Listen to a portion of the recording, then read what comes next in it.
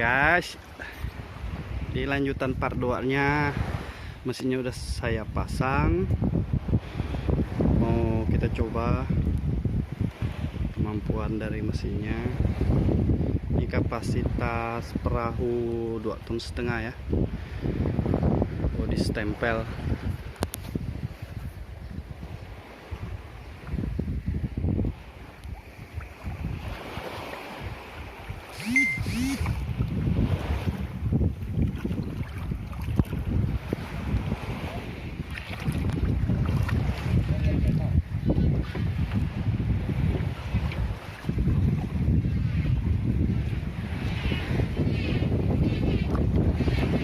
Tuh guys, yang punya perahunya guys.